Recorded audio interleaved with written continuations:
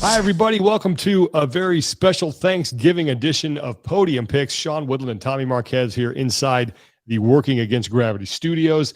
And this is going to air the day after Thanksgiving. So people are take off that post-Thanksgiving.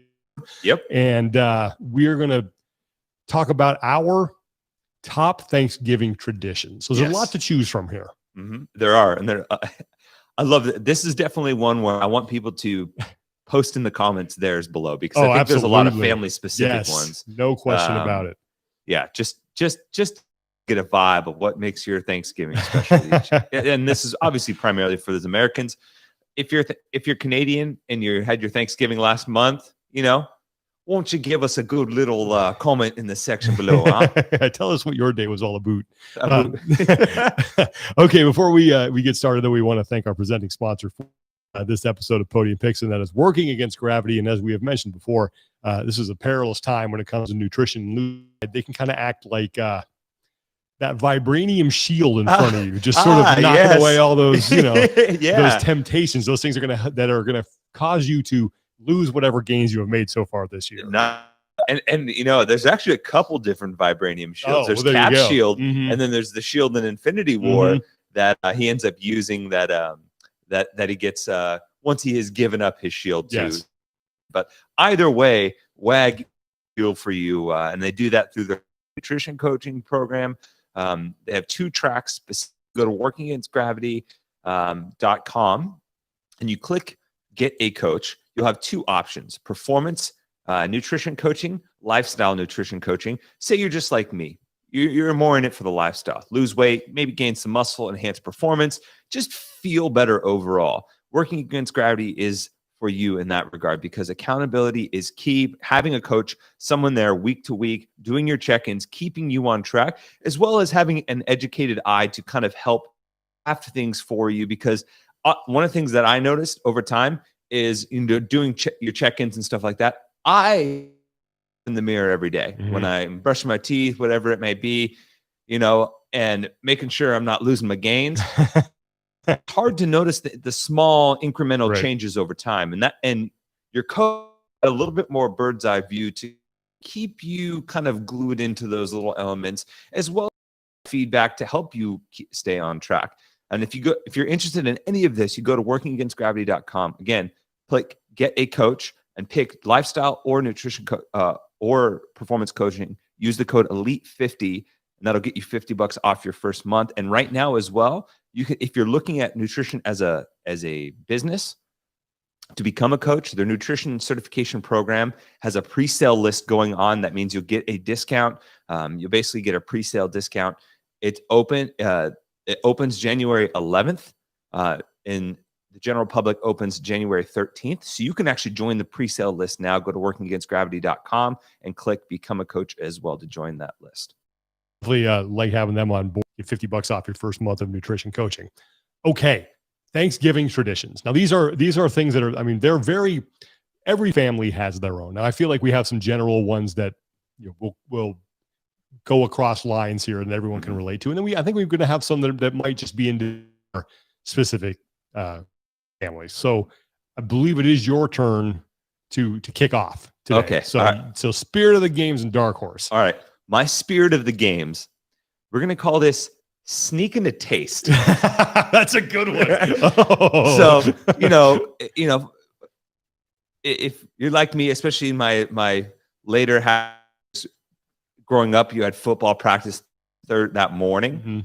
That meant you made playoffs. Yeah, I never had that problem. So you have football practice, you get back, come home to the smell of all the good stuff cooking, and then one by one things start coming out of the oven, and maybe you sneak over and just see how the potatoes are doing, or how that stuffing's holding up, or maybe even mom cuts off a little taste for you and says, "Hey, let me know what you think."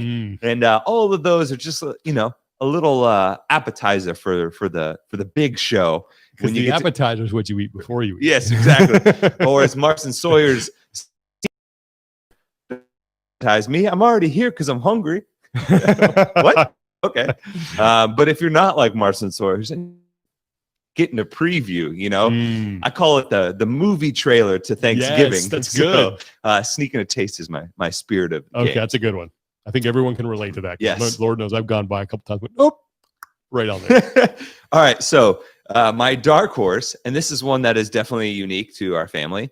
It is despondent eating and drinking. Despondent. Now, is this? Let's take a guess. Is this perhaps true? National Football League team that you cheer for? 100%. The irony of the team that I cheer for being called America's team is that on an America-specific holiday, they provide a source of great sadness for me. So if any of you who do not know, I'm a Dallas Cowboys fan. And every year on Thanksgiving, the Dallas Cowboys are one of a handful of teams alongside of the Detroit Lions, the Washington football team that play every year on Thanksgiving.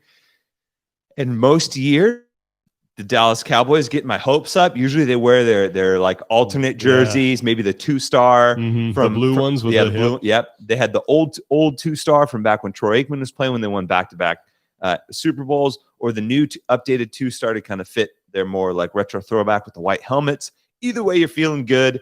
And either way, it makes it just that much more painful when they somehow blow it. I mean, there have been some epic blow-ups on Thanksgiving Day by the Dallas Cowboys. Didn't Leon let the block kick that he try to recover? That was Thanksgiving, right? Oh my gosh. Yeah. See, even non-Cowboys. Yes, I remember that. Yeah. But what that does in turn, right? You think. Now I will say, Randy Moss just absolutely cooked the Cowboys a couple times on Thanksgiving when he was playing for the Vikings, and they're playing this weekend, and I've had to see those highlights show up again. But you're sitting there, and usually the Cowboys play they kind of flip-flop where they play the early or the primetime game, but depending on when you eat your Thanksgiving dinner, go into that first round maybe with a little bit stiffer drink than you plan to pour, or you're just finishing dessert. You realize that your team just lost, and you thought, you know what? Maybe I will have some more. Maybe I will have another Bud Heavy, or that bottle of Jim Beam is looking mighty tasty. Polish that off. Or maybe I will have another slice of pie. But despondent eating and drinking is a time-honored tradition at the Marquez household. That's a really good one. Okay. All right. I'll start now with my spirit of the games. I think everybody can relate to this one. I'm calling this one family shenanigans. Ooh, all right. Now, everybody, I do not have a large extended family. So both of my parents are only children, and it's just me and my brother. All right. So when on the rare occasions where my entire family does get together for Thanksgiving, there's like 4 of us. Maybe sometimes my brother can't make it. It's just 3, and then we might have a friend or something over. So, but everybody knows that when you get together for that dinner, there's that one relative or that you're like that he or she, usually it's the crazy uncle that's going to say something or do something that is going to just stop everybody in their tracks. And you like, did you really just do that, or did you really just say that? And has the potential to derail the entire holiday for the entire family. In my family, I will not mention any names, but usually this person is my father, and he will do stuff like, when you have a small family, you there's no one to impress. So I have witnessed Dad into the bean dip, not once, but twice with the same chip. Just in front of God and country. Double dip the chip. Double dipping. All like just shattering norms, and it's. I will ask this question: can you bite it, turn the chip around? Can you rotate it? Because I'm a rotator. I think you can I think that is acceptable. Like if you're within your own group, I would not do that in a larger group where I didn't know a lot of people, but I'll accept that. But no, just in once, in twice, doesn't matter, whatever, stuff like that. But see, I'm a Tostitos bite. Still have plenty of real estate on the other side, so I think that's fair. Okay, but you all know who it is who are listening to this, and if you don't know who it is, it's probably you. But it's that one person that's just going to trigger an argument or an uncomfortable moment, or just do something that is going to make everybody other and wonder how to respond. So my spirit of the games, family shenanigans. Now my dark horse, and this considered, Tommy, putting this in maybe my top 2 spots, but I figured I'm just going to leave it as a dark horse for now. So my dark horse is the post-meal nap. Oh, because that nap just hits different. Oh, it does. Yeah, it really does. I mean, that post-meal nap when you're all tryptophaned up and you just sort of sit in your favorite chair or on the couch and you have, maybe the game's going and it's a lower volume and things are kind of quiet and you just start to nod off and you're out. I mean, I'm even a good floor nap guy. Oh, I've not done the floor nap, but one of the best post-meal naps I ever had, I was up in Seattle when my brother was living up there and have Thanksgiving at his place. And I just stuffed my face and went down. He had like a split level house. And so I went down to the lower level where he had a couch and like a TV and stuff. And the couch was super comfortable. I get on the couch and his cat came and like laid itself across my neck and I didn't even care. I was out. Just me with a cat just spread out. And I loved every minute of it. Like that, there are a couple naps in my life that I'm like, that was a quality nap. That was a great nap. Usually, and I will say, usually my nap is also fueled by another tradition that I'll reveal later. Oh, yes. Oh, good. Okay. Well, okay. So those are our spirit of the games and our dark horse. And now before we get to our podium, we're going to get to our Whoop podium for the week. And we are going to be looking at average recovery for this week. So keep in mind that we are recording this the week prior to Thanksgiving. So this is the week that ends on November 20th. So average recovery for the week of November 20th. All right. So these are our top 10 recoverers on average, Monday through Sunday for the Talking Elite Fitness Whoop group. Number 1, Eric Fitzgerald, 97%. Whew. Number 2, Nicole Schashinger, 96%. Number 3, Sarah Vietz, legit athlete, 95%. Number 4, Sirkin Baba. That's an awesome name, 91%. Number 5, Nick Ferrer, 86%. Number 6, Aisha Jawed. All right. 85%. I know she's had like consecutive greens that have been pretty impressive. Number 7, Jennifer Chauvin, 85%. Number 8, all right, Kanaratanti McComber, 84%. I think I nailed that. Number 9, sorry, Emily Tucker Davis, 84%. And rounding out the top 10, Sarah Reppert, 84% for the week. Your boy's got a 72% right now. Nice. Good job. Not too bad. So congrats to everyone that has been crushing it. Hopefully you're just getting ready for, if you're in the United States, a big Thanksgiving. All right. Congratulations to all of our average recoverers for the week. Those are some impressive numbers. And now we need to get into our top 3 Thanksgiving traditions. And you get to go first. All right. So I've got some contrasting traditions. So one of which, and this is a more recent one. I guess not more recent. I will say this has been something that has developed in the last 12 years. Okay. Which is the Thanksgiving workout. Oh, okay. So that morning before Thanksgiving, if you can peel yourself out of bed, and you'll understand why with my next pick, you head on over to the gym. Usually 1 to 2 classes that they'll run, group, community type workout. Everybody gets together for a little turkey trot type workout. You get your sweat in. You put in your calorie burn for the day. You put in enough work so you can go home feeling good that like I got my fitness in, and now I can go fitness food in. I'm into fitness. Yeah. Fitness food in my mouth. Exactly. And that's one of the most gratifying workouts. Like there's on the list of like gratifying workouts on the spectrum, which might be a good Podium Picks episode by itself. That's a good one. But one of them is the Thanksgiving WOD, where you're like, all right, time to get this bread. I'm gonna go. Got to clear some. It's like spring cleaning for your digestive system, right? You're just getting all that out, and you're gonna get in with the new. Yeah. Yep. Absolutely. What is it? Detox just to retox. So that's a good one. So that's number 3, the workout. And you're right. A lot of people. I know in Sacramento there's a big like Thanksgiving Day turkey trot that people would do. Yeah, I got no interest in that.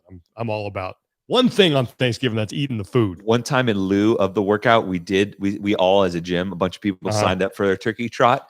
I signed up for a 5K, no, a 10K, and I ran the 10K in a pair of jean shorts. What? And during the first mile, it's because that's what you did. It's just because. Right. Why do I do anything, Sean? I make these decisions and then I reflect on them later. I see. And ready, fire, aim, right? And the first mile, I'm at a PR mile pace, and I'm running with this guy that I can't pass. And I'm like, who is this guy? Turns out he's an Olympic trials qualifier from Salinas that I did not know, who was he's like an NCAA champion, and he ended up blowing me away. But barking up the wrong tree there. And he's looking at me like disfoo over here, like, oh, okay. You all right. Here we go.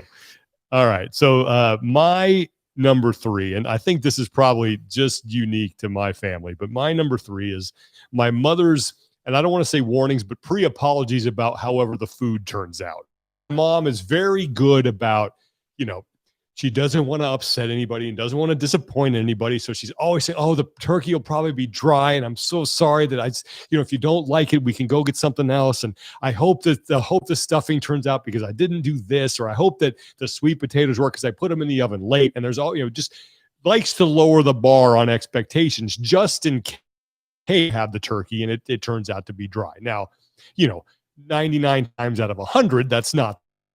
But just in case it does happen, she gets, oh, is it dry? I'm so sorry, it's dry. And I'm sorry that you walk in and you smell the smells, and the smells are fantastic. Exactly. Here we go. It's your nose doesn't lie. Good. No, it does not. But there's always oh well, I don't know. I put it in late, and maybe I didn't have the oven on the right temperature, or I don't know. It's a bigger bird, and I've never cooked one like this before. So there's all this sort of trying to lower the bar on the never once has my mom said, yeah, I'm nailing this one. This turkey going to turn out good. It's going to turn out really good. There's none of that. It's probably going to be dry. Turkey's probably going to be dry. And so now it's a running joke in my family that whenever we bite into the turkey, we're like, yeah, it's a little dry. Oh, is it? Oh, really? Oh, I'm so sorry. You want some grape? No, Mom, it's perfect. Thank you. So yeah, my mother pre-apologizing for the food. That is a Woodland family tradition. Oh man. I could see being apologizing just to set the table a little bit more. Number two for me is the bar night before. That's a good one. So for anyone who is not American, the Wednesday before Thanksgiving is the biggest bar night in America, the single biggest bar night in the United States, even more than New Year's Eve, because most people are back in town in their hometown or where they grew up, or wherever their family is. And a lot of times that means your friends from growing up, people you knew from growing up, people from home are all in the same place for the first time in a long time. So you know what? Let's go out and grab a few drinks because we have a meal coming up and we know that's going to soak up some of the sinning that you're about to do. And so typically, in my younger years, it was one that we would tie on pretty thick. I believe, yeah. I've got some stories for another time. Maybe over a glass of fine American bourbon. But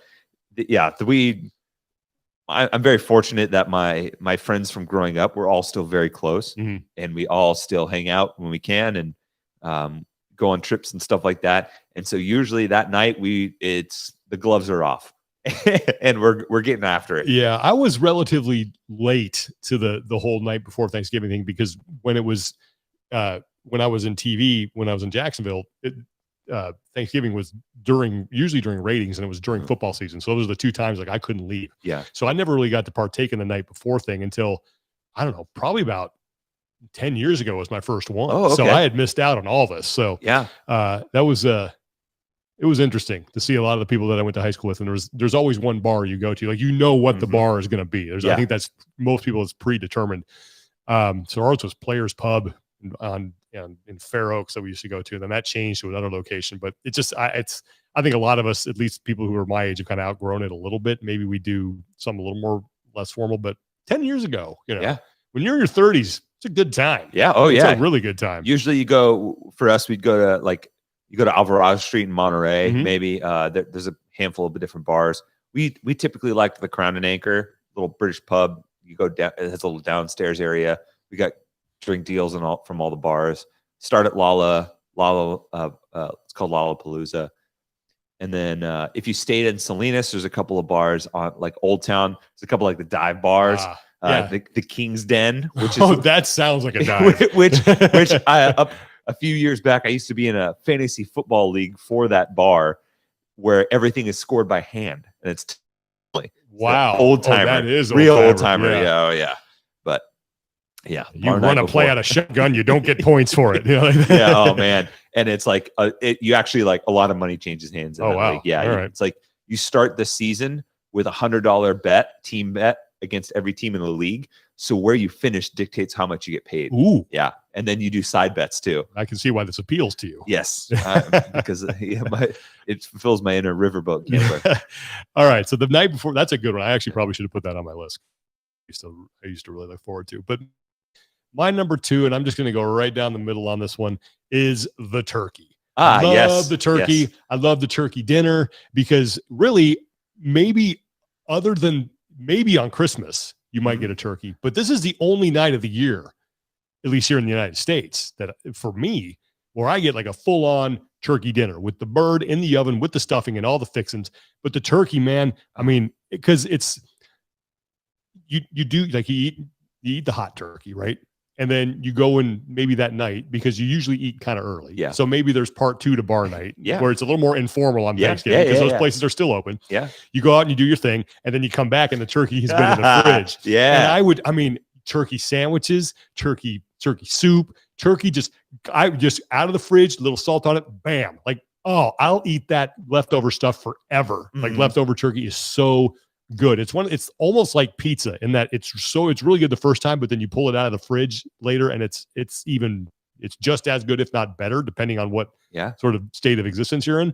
But man, I love me some turkey, and I'm one of those people who've never had fried turkey. I've never had a fried turkey. Oh, I really? hear it's fantastic. It's phenomenal. And I think that's big. Like it was big in Florida. Barbecue turkey too. Yeah, I've never had that.